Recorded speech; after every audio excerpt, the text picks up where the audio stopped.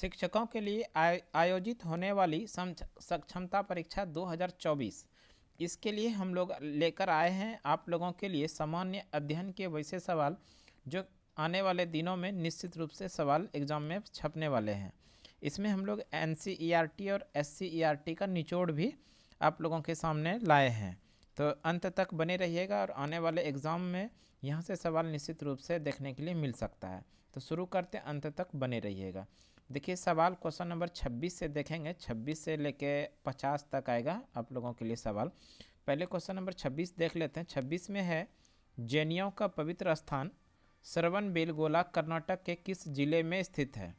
जैनियों का एक पवित्र स्थान है, प्रसिद्ध और पवित्र है श्रवणबेलगोला, जो कर्नाटक में है। इसी श्रवणबेलगोला में गोमतेश्वर का मूर्ति है, याद रखिएगा, गोमतेश्वर का मूर्ति।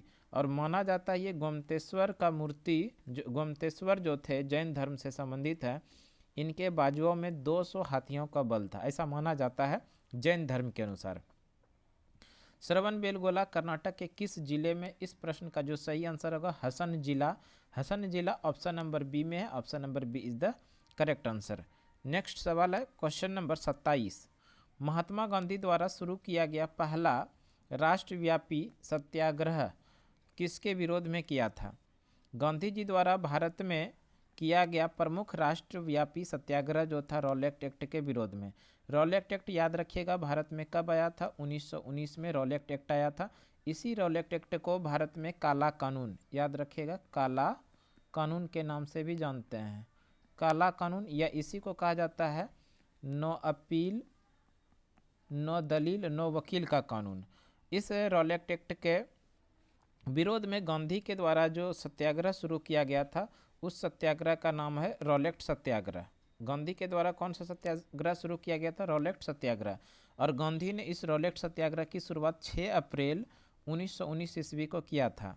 और इस तरह से गांधी के द्वारा शुरू किया गया रॉलेट सत्याग्रह, जो कि भारत में शुरू किया गया, अखिल भारतीय स्तर का था। गांधी के द्वारा शुरू किया गया पहला अखिल भारतीय सत्याग्रह कौन सा था? रॉलेट सत्याग्रह, जो 6 अप्रैल 1919 को शुरू किया था। और 13 अप्रैल 1919 को एक बड़ी घटना घटी थी जलियांवाला बाग में, जिसको कि जलियांवाला बाग हत्याकांड के नाम से जानते हैं। इस कारण से इस रॉलेट सत्याग्रह को फाइनली गांधी ने 19 अप्रैल 1919 को स्थगित कर दिया। और इस तरह से केवल और केवल कितने दिन चले थे? 13 दिन। यहाँ से सवाल पूछा गया था एग्जामिनेशन में कि गांधी के द्वारा कौन सा सत्याग्रह था जो केवल 13 दिन चला था? तो ये है रॉलेट सत्याग्रह। कब शुरू हुआ था? 1919 में। रॉलेट सत्याग्रह अंग्रेज सरकार जो भारत में लाए थे, इसका मुख्य वजह था कि भारत में बढ़ते हुए क्रांतिकारी संगठन पर अंकुश लगाने के लिए। नेक्स्ट सवाल देखते हैं क्वेश्चन नंबर 28। 28 सवाल को देखने के पहले थोड़ा ये जान लीजिए कि यहाँ पर देखिए एक ऑप्शन आप लोगों को दिखाई पड़ रहा होगा, बंगाल का विभाजन। बंगाल का विभाजन 1905 में लॉर्ड कर्जन के द्वारा किया गया था। पूर्वी बंगाल और पश्चिमी बंगाल, तो इस रूप में किया गया था 1905 में लॉर्ड कर्जन के द्वारा। और इस बंगाल विभाजन को रद्द किया था 1911 में, जब दिल्ली दरबार का आयोजन किया गया था। अब हम लोग देख लेते हैं नेक्स्ट सवाल। क्वेश्चन नंबर 28 में है, गोलकुंडे किले का निर्माण 14वीं शताब्दी में डेस राजवंश द्वारा किया गया था। गोलकुंडे का निर्माण 14वीं शताब्दी में किया गया था। किस राजवंश के द्वारा? काकतीय राजवंश के द्वारा। काकतीय राजवंश ऑप्शन नंबर सी में। Option number C is the correct answer.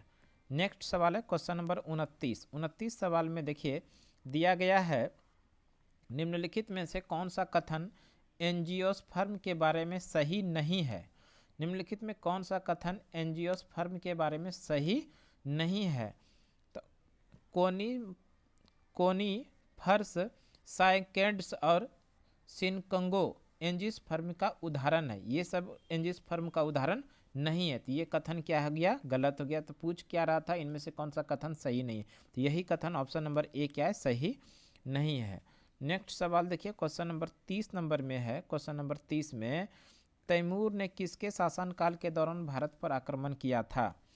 Question number 30 में है, तैमूर ने भारत में किस वंश के शासनकाल के समय किस वंश का शासन था जो भारत में आक्रमण किया था? तो ये सही आंसर हो जाएगा नासिरुद्दीन महमूद शाह तुगलक।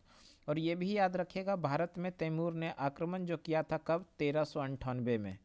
1398 में तैमूर ने भारत पर आक्रमण किया था और तैमूर लंग ने दिल्ली पर आक्रमण किया था, यह भी याद रखिएगा। नेक्स्ट सवाल है क्वेश्चन नंबर 31।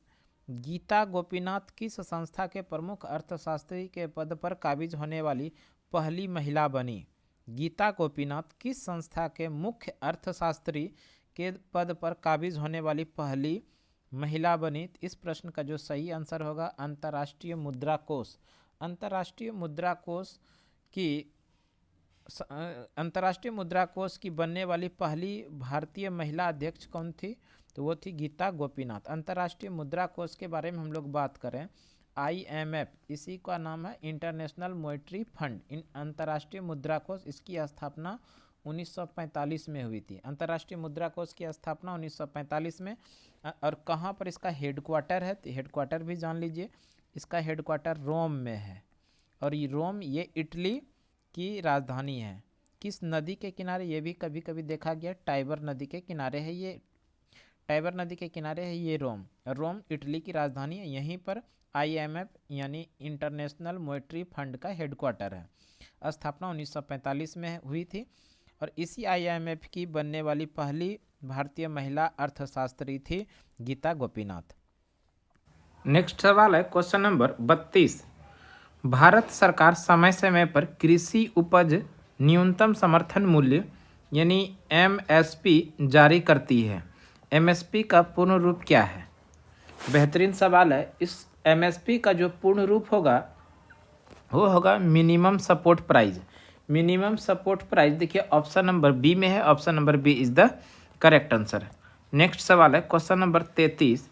33 में भारत का संविधान 26 जनवरी 1950 को लागू हुआ था। किस अधिनियम या शासन दस्तावेज को इसने प्रतिस्थापित किया था? भारत का जो संविधान है, भारत का संविधान 26 नवंबर 1949 को बनकर तैयार हो गया, लेकिन लागू हुआ कब? 26 जनवरी 1950 को। तो ये कौन सा दस्तावेज भारत शासन अधिनियम को प्रस्तावित किया था? तो इस प्रश्न का जो सही आंसर होगा भारत शासन अधिनियम 1935। इसी के द्वारा, इसके पहले भारत शासन अधिनियम 1935 के अधिनियम या दस्तावेज को इसने प्रतिस्थापित किया था। 26 जनवरी 1950 को भारत का संविधान लागू हुआ। भारत का संविधान बनकर कब तैयार हुआ था? 26 नवंबर 1949 को। याद रखिएगा 26 नवंबर को भारत में संविधान दिवस के रूप में मनाया जाता है। संविधान दिवस, भारत में संविधान दिवस कब मनाया जाता है? 26 नवंबर को। 26 नवंबर 1949 को संविधान बन के तैयार हुआ, लेकिन पूर्ण रूप से जो लागू हुआ 26 जनवरी 1950 को। 26 जनवरी को भारत में मनाया जाता है गणतंत्र दिवस। नेक्स्ट सवाल देखते हैं क्वेश्चन नंबर 34। क्वेश्चन नंबर 34 में है, क्वेश्चन नंबर 34 में शुष्क बर्फ किसका ठोस रूप है? शुष्क बर्फ किसका ठोस रूप है? इस प्रश्न का जो सही आंसर है शुष्क बर्फ कार्बन डाइऑक्साइड का ठोस रूप है। कार्बन डाइऑक्साइड यानी CO2 का ठोस रूप है, CO2। ऑप्शन नंबर ए में, option number A is the correct answer. शुष्क बर्फ को पहली बार 1835 ईस्वी में फ्रांसीसी एड्रियन जीन पियर थ्रियोरियर ने बनाया था। नेक्स्ट सवाल देखते हैं क्वेश्चन नंबर 35 है, वॉर एंड पीस पुस्तक किसने लिखी है? वॉर एंड पीस, युद्ध एवं शांति, इसको अगर हम लोग हिंदी ट्रांसलेट करेंगे तो इसका होगा हिंदी युद्ध एवं शांति। पुस्तक किसने लिखा है? वॉर एंड पीस पुस्तक की रचना लियो टॉल्स्टॉय ने किया था। और ये भी याद रखिएगा कब किया था? जिस वर्ष गांधी जी का जन्म हुआ था, यानी 1869 ईस्वी में इस पुस्तक की रचना किया गया था लियो टॉल्स्टॉय के द्वारा। कौन सा पुस्तक? War and piece. नेक्स्ट सवाल है क्वेश्चन नंबर 36 में है। क्वेश्चन नंबर 36 देखिए है, जलवायु के संदर्भ में ITCZ का पूर्ण रूप क्या है? जलवायु के संदर्भ में ITCZ का पूर्ण रूप है inter tropical convergence zone. Inter tropical convergence zone, जो ऑप्शन नंबर ए में, option number A is the correct answer. Next सवाल क्वेश्चन नंबर 37 देख लेते हैं। 37 क्वेश्चन नंबर 37 में 37 देखते हैं क्या है। देखिए क्वेश्चन नंबर 37 में है, विश्व स्वास्थ्य संगठन WHO द्वारा वर्ष 2017 में प्रकाशित रिपोर्ट के अनुसार दुनिया में लगभग कितने लोगों को घर पर सुरक्षित पेयजल उपलब्ध नहीं है। 2017 के प्रकाशित रिपोर्ट के अनुसार दुनिया में लगभग कितने लोगों को घर पर सुरक्षित पेयजल उपलब्ध नहीं है, तो ये 2.1 बिलियन, जो ऑप्शन नंबर ए में है। Option number A is the correct answer. WHO के बारे में थोड़ा जान लेते हैं। WHO वर्ल्ड हेल्थ ऑर्गेनाइजेशन, जिसकी स्थापना 1948 में हुआ था और इसका हेडक्वार्टर कहाँ पर है? इसका हेडक्वार्टर है जेनेवा में। हेडक्वार्टर कहाँ पर है? जेनेवा में। नेक्स्ट सवाल है क्वेश्चन नंबर 38। देखिए क्वेश्चन नंबर 38 में है, भारत ने हॉकी के लिए 8 ओलंपिक स्वर्ण पदक जीते हैं। अब भारत ने ओलंपिक में हॉकी के लिए पिछली बार स्वर्ण पदक कब जीता था? भारत ने हॉकी खेल में कितने ओलंपिक पदक जीता था? 8 ओलंपिक पदक जीते। पिछली बार जो जीता था 1980 में जीता था। 1980 ऑप्शन नंबर ए में। Option number A is the correct answer. Bharat ने अब तक सर्वाधिक स्वर्ण पदक किस खेल में जीता है? हॉकी में। अगर बात कर ले हॉकी का जादूगर किसे कहा जाता है? मेजर ध्यानचंद को। मेजर ध्यानचंद को भारत में हॉकी का जादूगर के नाम से जानते हैं, मेजर ध्यानचंद। और इन्हीं के जन्मदिन को, इनका जन्मदिन जो हम लोग प्रत्येक वर्ष मनाते हैं जन्मदिन, वो 29 अगस्त को मनाते हैं। 29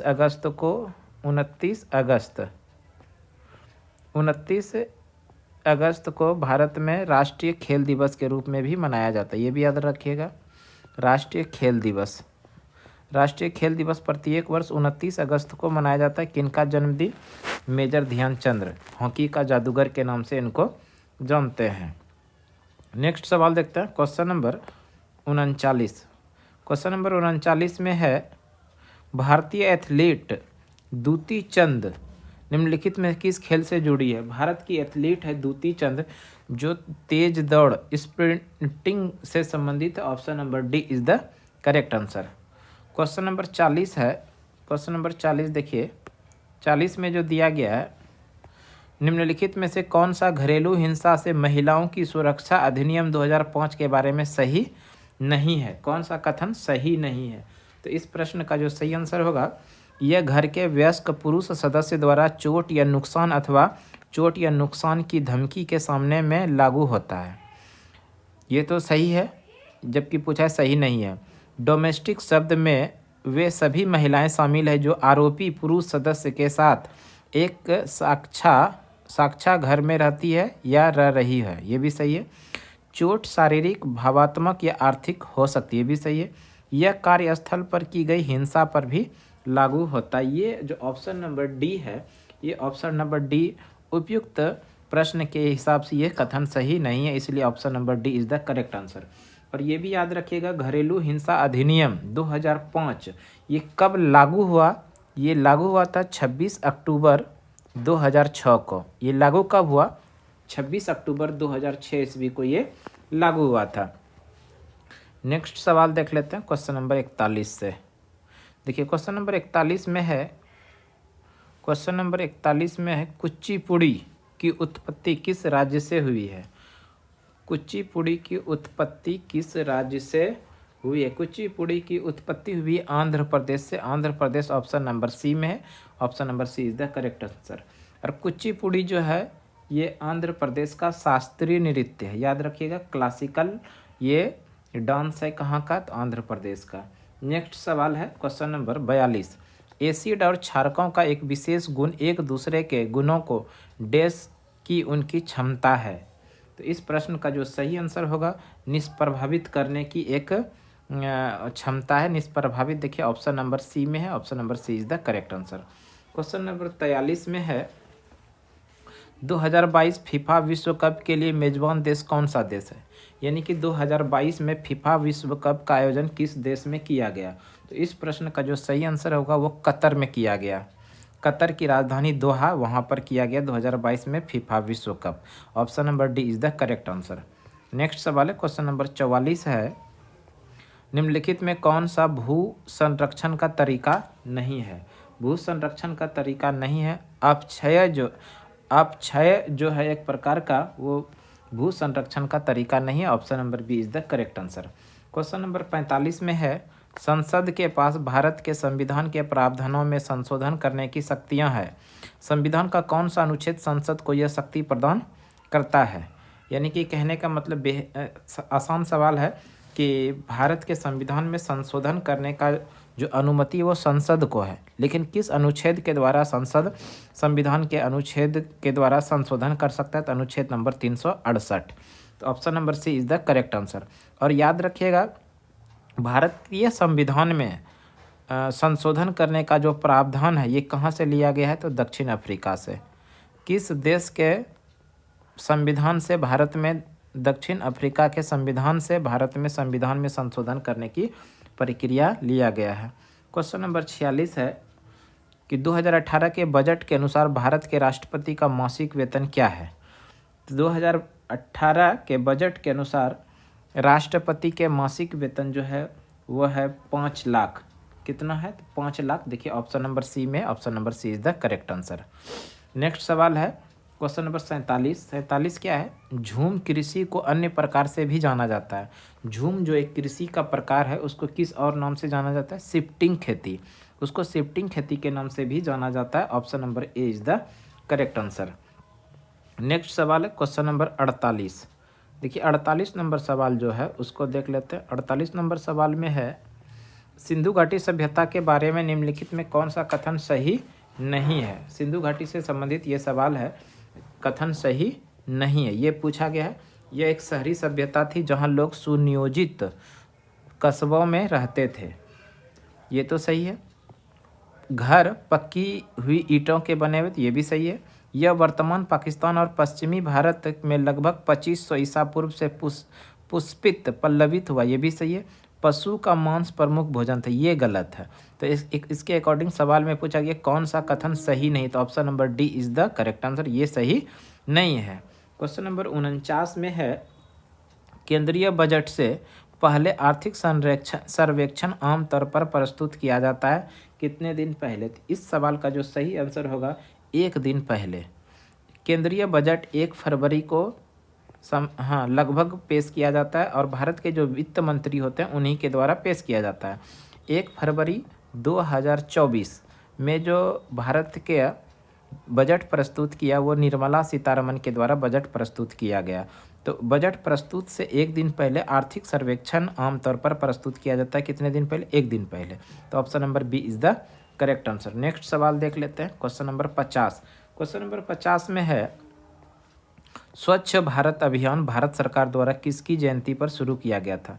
स्वच्छ भारत अभियान की शुरुआत, पहले ये जान लेते हैं, स्वच्छ भारत अभियान की शुरुआत 2 अक्टूबर 2014 ईस्वी को किया गया था और इसका लक्ष्य रखा गया था 2 अक्टूबर 2019 तक। 2019 तक ये 5 वर्षों में पूरे भारत स्वच्छ हो जाए। और इसको जो शुरुआत करने का निर्णय लिया था वो एनडीए की सरकार ने, नरेंद्र मोदी की सरकार ने इसको लिया था शुरुआत करने का लक्ष्य। किसके जन्मदिन पर? तो महात्मा गांधी के जन्मदिन पर शुरू किया गया था। 31 अक्टूबर ये देखिए सरदार वल्लभ भाई पटेल, इनका जयंती प्रत्येक वर्ष 31 अक्टूबर को एकता दिवस के रूप में मनाया जाता है। ये भी याद रखिएगा, एकता दिवस 31 अक्टूबर को मनाया जाता है एकता दिवस। और यहाँ याद रखिएगा ये जो 25 अटल बिहारी वाजपेयी है, इनका जन्मदिन प्रत्येक वर्ष 25 दिसंबर को सुशासन दिवस के रूप में मनाया जाता है। सुशासन दिवस के रूप में किनका जयंती मनाते हैं? अटल बिहारी वाजपेयी। पंडित जवाहरलाल नेहरू का जयंती प्रत्येक वर्ष 14 नवंबर को बाल दिवस के रूप में मनाते हैं, बाल दिवस। इस तरह से हम लोगों ने आज क्वेश्चन नंबर 26 से लेके 50 के बीच में जितने भी history, geography, polity, science, current affairs, उन सभी सवालों को डिटेल एक्सप्लेन के साथ देखें इस वीडियो में। हमें उम्मीद है ये वीडियो आप लोगों के लिए एग्जामिनेशन के लिए बहुत ज़्यादा उपयोगी साबित होगा। इस तरह का वीडियो रेगुलर पाने के लिए हमारे यूट्यूब चैनल सुमन क्लासेस को आप निश्चित रूप से सब्सक्राइब कर सकते हैं, लाइक कर सकते हैं, एक अच्छा सा कमेंट बॉक्स में ज़रूर कीजिए। तो आज के क्लास के लिए इतना ही। अगले क्लास में फिर से अगले दिन मिलते हैं, तब तक के लिए धन्यवाद। जय हिंद।